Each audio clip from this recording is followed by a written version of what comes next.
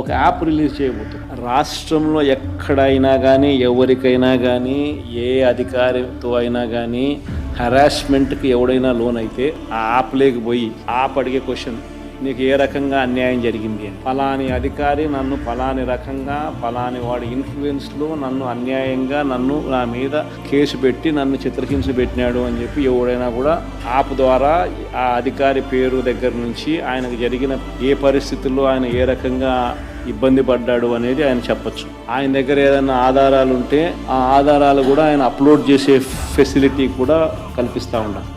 Automatically ఆ complaint మన digital లైబ్రరీలోకి వచ్చేస్తుంది.